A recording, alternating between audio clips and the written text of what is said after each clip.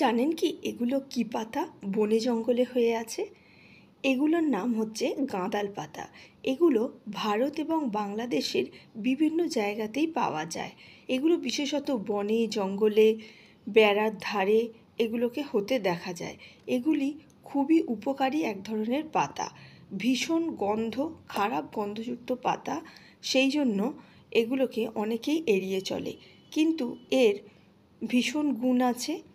এগুলো আমাশয়, আমবাত এই সমস্ত রোগের ক্ষেত্রে ভীষণ কাজ দেয়, শরীর ঠান্ডা রাখে। আজ আমি এই পাতাগুলো দিয়ে এক ধরনের বড়া বানাবো, ভীষণ মুচমুচে এবং সুস্বাদু বড়া। আসুন বন্ধুরা, বসুধা কিচেনে সকলকে স্বাগত। এখন এই বড়াগুলো কিভাবে বানাই আপনাদের সাথে শেয়ার করি। বেশ কিছুটা পরিমাণ পাতা আমি তুলে নিলাম, নিয়ে একটা জায়গায় রেখে ভালো করে ধুয়ে নিচ্ছি। প্রথমে দুবার ভালো করে জল দিয়ে ধুয়ে নিয়ে তারপর জল দিয়ে রেখে দেব, দিয়ে বড়ার ব্যাটারটা রেডি করব। এখানে আমি গাঁদাল পাতাগুলো জলে ভিজিয়ে রেখেছি। এবার এখানে আমি নিয়েছি ভিজিয়ে রাখা ছোলা। আগের দিন রাতে এই ছোলাগুলো আমি ভিজিয়ে রেখেছিলাম। আর নিয়ে নিচ্ছি কিছুটা পরিমাণে আতপ চাল, এটাও আজই সকালে ভিজিয়েছি। প্রথমে আতপ চালটা আমি মিক্সিতে দিয়ে বেটে নেব। বড়ার মধ্যে আতপ চালটা দিলে বেশ মুচমুচে হয় বড়াগুলো খেতে, তার জন্যই আতপ চালটা দেওয়া। আর যে কোনো বড়া এইভাবে ডাল ভিজিয়ে বা ছোলা ভিজিয়ে করলে খুব ভালো খেতে হয়, বেসমের তুলনায় অনেক ভালো খেতে হয়। আগে আমি এই আতপ চালটা বেটে নিলাম। এবার এই বাটা আতপ চালের মধ্যে ছোলাগুলো দিয়ে আবারও ভালো করে বেটে নেব। এই গাঁদাল পাতা দিয়ে ঝোল খাওয়া স্বাস্থ্যের পক্ষে খুবই ভালো, বা এই গাঁদাল পাতার রসটা বেটে বের করে নিয়ে সেটাও মধু দিয়ে খাওয়াটা খুবই ভালো শরীরের পক্ষে। কিন্তু আজ আমি এই মুখরোচক এই বড়াটা বানিয়েছি।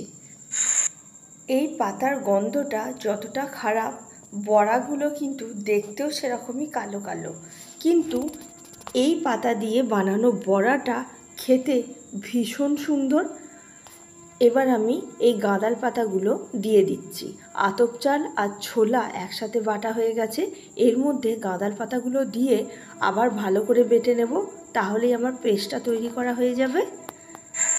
দেখুন বন্ধুরা, কত সুন্দর পেস্টটা তৈরি করা হয়ে গেছে।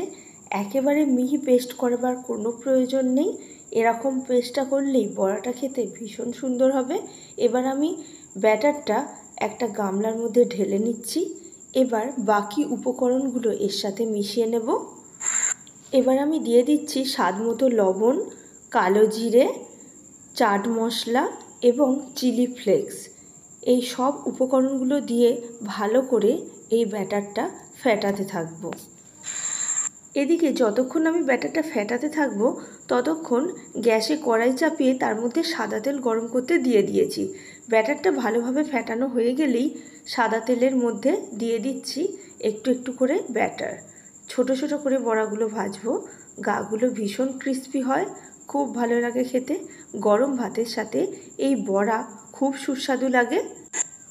দেখুন বন্ধুরা, বড়াগুলোর একটা পিঠ ভাজা হয়ে যাবার পর কীরকম কালো কালো দেখতে হয়ে গেছে।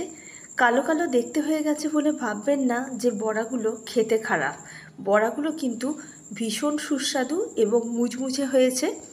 এই অত্যন্ত গরমে গাঁদাল পাতার পাতলা করে ঝোল খাওয়ার সাথে সাথে মাঝে সাঝে মুখ বদলাতে এরকম গাঁদাল পাতার বড়া করে অবশ্যই খাবেন এবং আমাকে অবশ্যই জানাবেন যে বড়াগুলো কীরকম লাগলো।